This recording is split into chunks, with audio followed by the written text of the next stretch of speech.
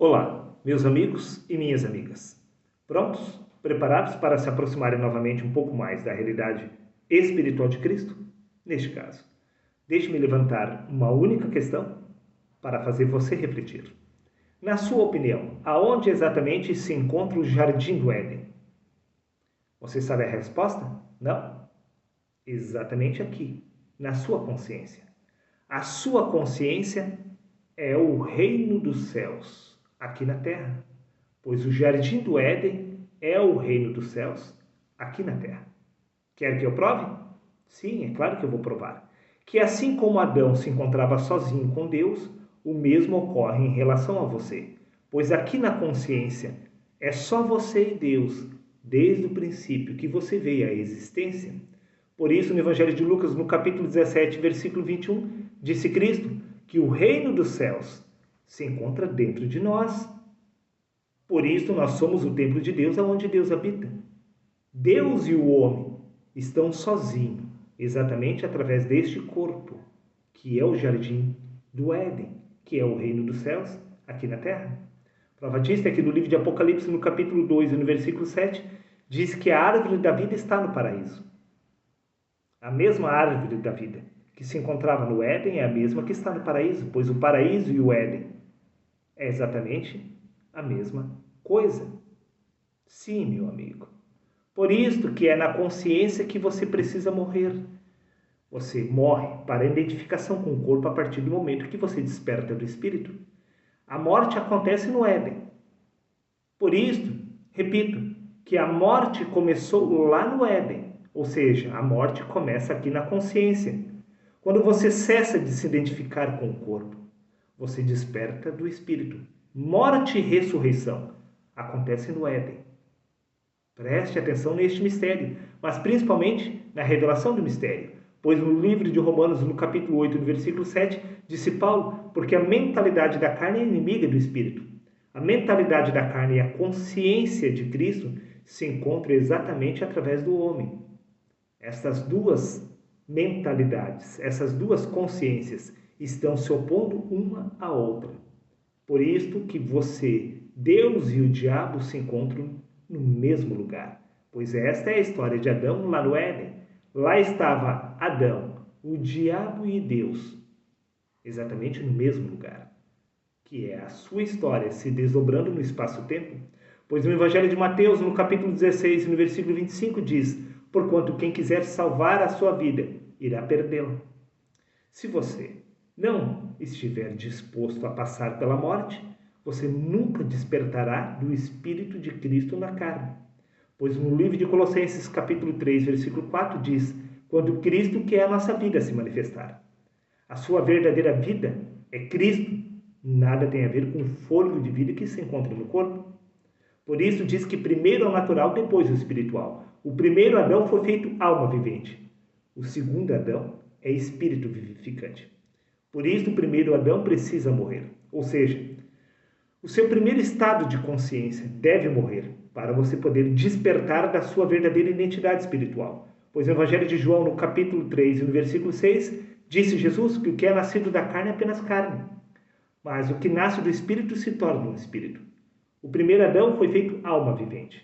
Por isso, este precisou morrer para despertar do espírito, na carne. Esta é a história. O jardim do Éden é exatamente o altar de sacrifício, pois é aqui que se morre, através do jardim do Éden, que é a sua mente. Prova disso é que no livro de Apocalipse, no capítulo 12, no versículos 9 a 10, diz: e foi preceptado o grande dragão, a antiga serpente, lá do Éden, chamado Diabo e Satanás. Por quê? Então ouvi uma grande voz no céu que dizia: foi expulso o acusador de nossos irmãos, o qual os acusava de dia e de noite, diante de Deus. Este diabo, chamado Satanás, que é a serpente do Éden, é o acusador. Agora veja exatamente quem é este acusador, que é a antiga serpente. Evangelho de João, capítulo 5, versículo 45 diz: não penseis que eu vos acusarei diante do Pai, disse Cristo. Quem vos acusa é Moisés, em que tendes depositado a vossa esperança. O diabo, a A serpente do Éden é exatamente a lei de Moisés. Espera aí. Mas a lei de Moisés é santa, um mandamento justo e bom. Por acaso o diabo é santo, justo e bom? Bingo.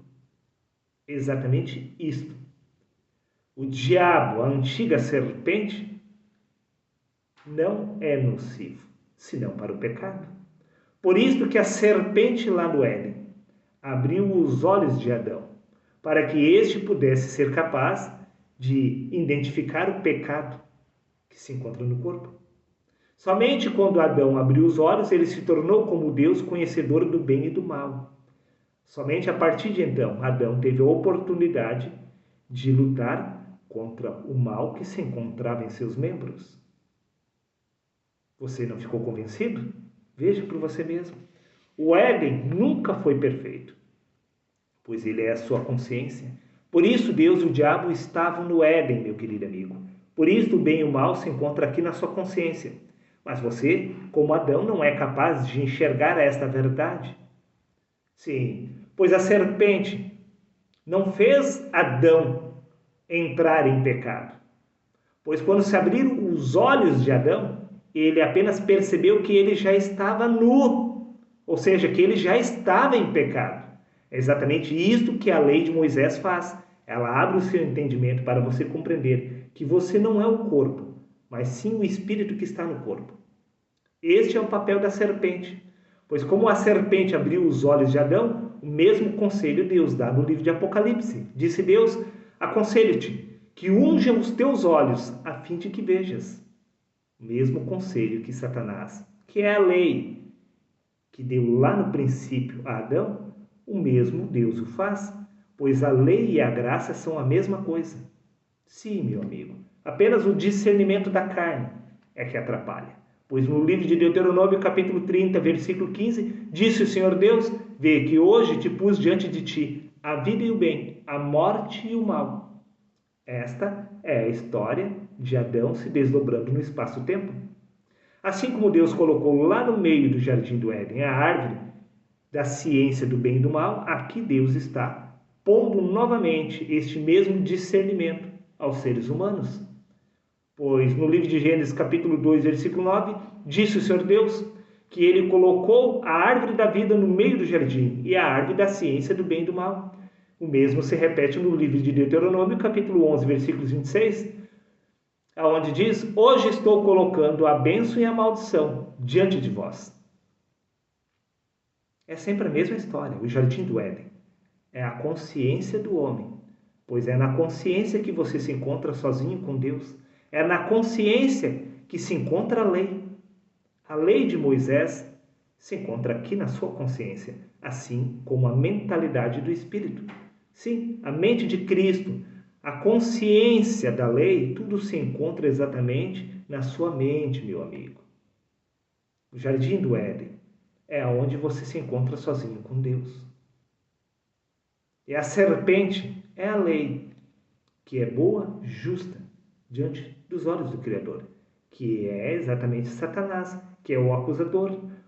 Satanás está te acusando que você se encontra em pecado, mas você não aceita esta verdade. Você acha que você é justo, sim, que você é puro, assim como Adão se encontrava justo, apesar de se encontrar cego e nu lá no paraíso. Assim, repito, como Adão se encontrava nu, desprovido da justiça que é a graça, o mesmo se repete com você. Você também se encontra cego e nu, mas você acha que você é justo aos olhos do Senhor? Então a lei, ela vem te acusar, que é Satanás, que é a serpente, dizendo: você não é perfeito, você precisa nascer de novo. E você diz: não, deixa de ser bobo. Eu sou perfeito, eu possuo vida em mim mesmo. Não. Este é o corpo da morte. A vida se encontra no espírito, mas se você se reconhece somente através do corpo, como você pode estar vivo? Satanás, que é a serpente, tem acusado os seres humanos desde o princípio, que é a lei de Moisés, para abrir o entendimento do ser humano, que este precisa nascer de novo, abrir os seus olhos para conseguir discernir exatamente o estado em que você se encontra. Não há nada de mal no jardim do Éden. Pois Deus é perfeito, Ele é luz perfeita. O mal, esta descrição de mal, foi usado por causa da mentalidade da carne. Pois se o ser humano ele permanece cego, como poderia discernir exatamente a verdade? Não poderia. Por isso Deus se utilizou do bem e do mal para abrir o seu entendimento. Não existe mal. Tudo que existe é luz. A lei e a graça são a mesma coisa. O acusador e o justificador é a mesma coisa. Morte e ressurreição acontece no Éden, aqui na consciência. Tudo faz parte do mesmo processo. Por isso, tudo começou lá no Éden através da morte, pois não existe vida sem morte. Para você possuir vida em si mesmo, você precisa passar pela morte da identificação com o corpo. Você precisa se reconhecer através do Espírito de Cristo. Por isso diz que a vida eterna é esta, que te conheçam a ti. Se reconhecer através do Espírito é a vida eterna. Pois no livro de 2 Coríntios, capítulo 3, versículo 7 diz: com letras sobre pedras foi gravado o ministério que trouxe a morte. A morte entrou exatamente pela lei, que é Satanás, que é justo e bom, pois se Satanás, que é a lei, não te matasse, você nunca poderia despertar do Espírito, pois quem insistir em salvar a sua vida, irá perdê-la.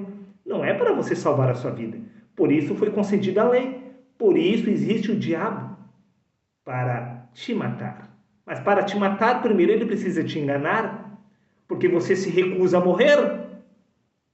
Livro de 2 Coríntios, capítulo 3, versículo 6 diz: e a letra mata, mas o Espírito vivifica. A letra mata, a lei mata. Por isso a lei é santo, mandamento justo e bom. Porque se a letra não matasse, você não poderia despertar do Espírito de Cristo na carne. Está dado o recado. Até o próximo vídeo, meu amigo.